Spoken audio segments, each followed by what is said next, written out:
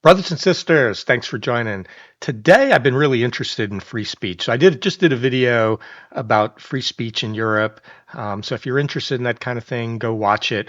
But my views on free speech are very nuanced. So there's another free speech issue running around in America that's getting a lot of media attention. So I thought I'd talk about that.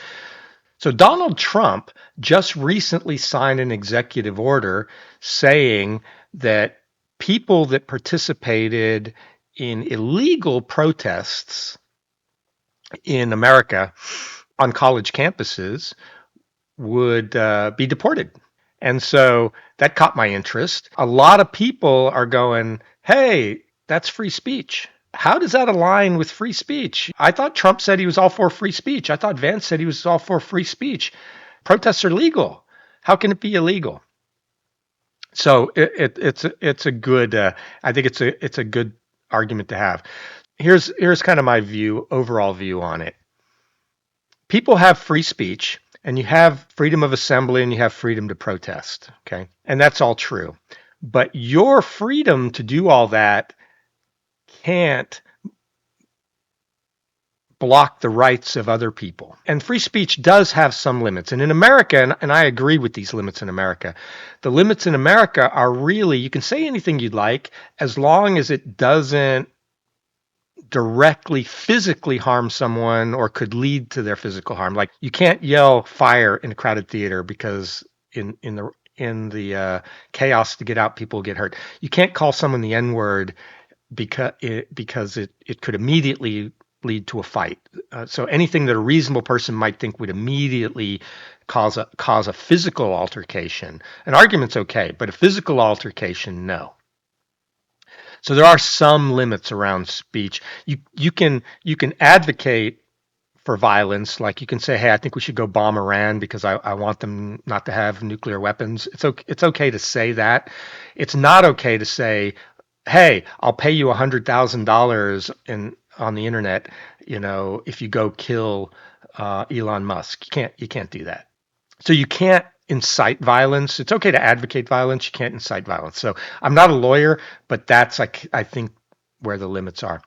So there was a student who was big in the protest movement at one of the big universities. I don't remember if it was Columbia or it was UCLA. I think it was Columbia. Yeah, I think it was Columbia.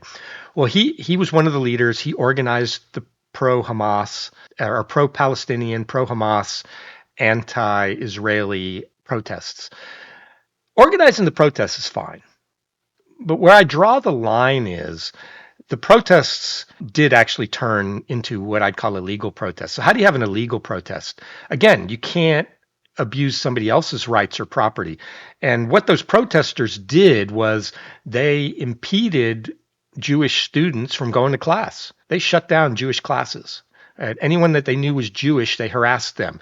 And so they created what the Jewish people, I think, reasonably would feel is an unsafe environment for them. You can't do that. People pay a lot of money to go to school. They should be able to have a safe learning experience. Let's see what Marco Rubio had to say about this. When you come to the United States as a visitor, which is what a visa is, which is how this individual entered this country, as on a visitor's visa, okay, you are here as a visitor. We can deny you that visa. We can deny you that if you tell us when you apply, "Hi, I'm trying to get into the United States on a student visa. I am a big supporter of Hamas, a murderous, barbaric group that kidnaps children, that rapes teenage girls, that takes hostages, that allows them to die in captivity, that returns more bodies than live hostages." If you tell us that you are in favor of a group like this, and if you tell us when you apply for your visa, and by the way, I intend to come to your country as a student and rile up all kinds of anti-Jewish student, anti-Semitic activities, I intend to shut down your universities. If you told us all these things when you applied for a visa, we would deny your visa. I hope we would. If you actually end up doing that, once you're in this country on such a visa, we will revoke it. And if you end up having a green card, not citizenship, but a green card as a result of that visa while you're here in those activities, we're going to kick you out. Yes, I completely agree. And here's one thing that people are getting a little mixed up on. Oh, he's got free speech rights. Yeah, he does. Again, but But this goes further than that.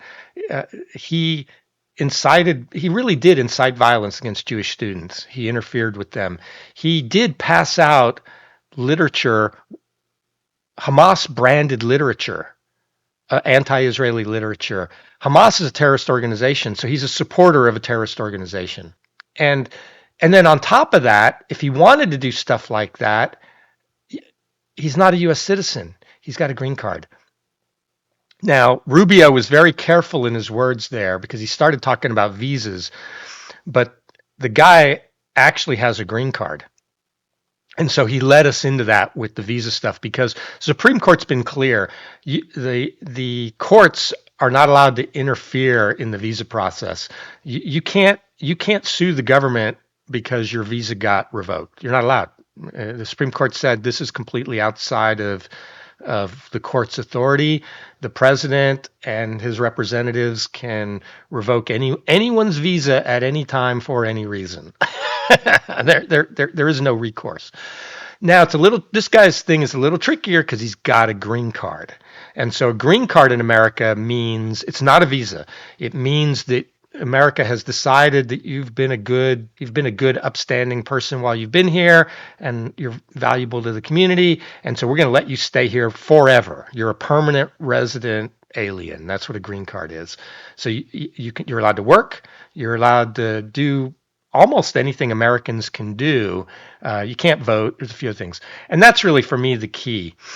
The guy can't vote. He doesn't get a vote. He's not a citizen. So he does have less rights. And we got enough knuckleheads in our country that are stirring up stuff. If you're not a citizen and you come out and you commit a crime, we should deport you. I don't care how minor or major the crime is. We don't need anyone who's committing crimes. So yes, he has free speech. If he had done protests like the Nazis wanted to do in Skokie, Illinois, and I talked about them in another video, and they were just marching down the street, but they weren't interfering with the students. They were just, peacefully, spouting their nonsense. I'd be okay with that. People can spout nonsense. And some people will agree with it and some people won't. But the problem was he interfered with them and he scared them and he made an unsafe learning environment. So let's see another one. Let's see what Johnson had to say about it, the Speaker of the House of Representatives. So he's the leader of America's House of Representatives. To have these policies play out, that's where we are. Okay.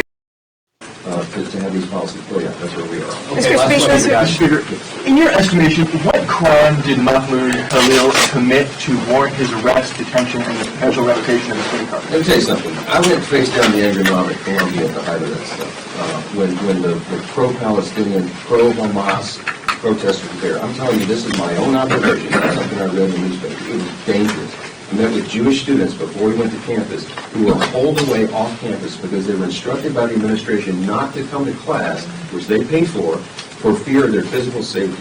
The administrators there refused to take control of that campus. They refused to allow the PD to come, the police department to come in and take control, and it turned into a chaos. The president has since been removed, and now they got the same problem again. Columbia and other universities, they have to keep control of campus. The first responsibility of an administration is ensuring the safety of the students who are paying tuition to be there. For crying out loud. This madness has to stop.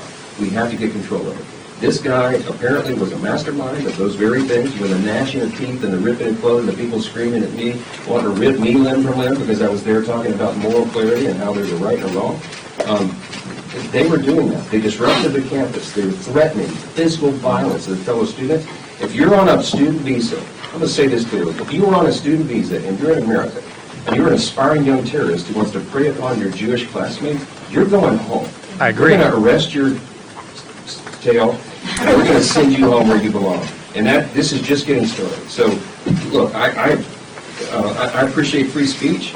I used to defend it in courts, but this is far beyond the pale of that. When you are threatening your classmates and spewing anti-Semitism and all this hatred, it's enough. And I think the American people understand that. They're supporting it. And I'm glad we have a president who's strong enough to lay down the law. Yeah, so fully agree. I'd take it further. Even the green card guy, I'd kick him out of the country immediately just because he was a supporter of Hamas. That's it. That's good enough for me. And because Hamas is a terrorist organization. So if you're passing out terrorist literature at a campus, that's good enough for me. Uh, but we are a country of laws in America, and he does have a green card, and so the courts have, said people with green cards have free speech. So if we were just kicking him out for free speech, I wouldn't be for it. I'd be like, no, but that's not why we're kicking him out. We're kicking him out because he actually committed a real crime, and he right now he's not kicked out yet. He's being held in detention and by the immigration guys pending court proceedings because he's sued to stay in the country and all that kind of stuff. And but I think it's pretty clear. One of the things when you have a green card and a visa is you cannot give material aid and support to a terrorist organization. That's against the law in America, and so that crime is enough to get his green card thrown out. So if the government can prove to the court's satisfaction that he actually did give aid to in any way, any kind of material support to Hamas, then he's out. So if he ever like donated money to Hamas, him passing out those Hamas flyers might be enough for them to make the case that he aided and supported Hamas.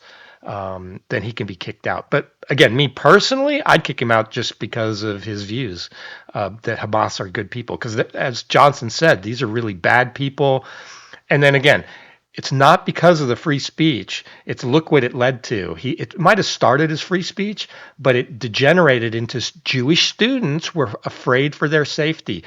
You heard the speaker. Jewish students were told to stay home because the administration of the college said we can't protect you. That is not free speech. Anyway, like or not, that's what I think. And if you want to see more, like and subscribe. If you don't want to see more, that's okay. Don't watch. And let me know if I got anything wrong in the comments. Thanks, everyone.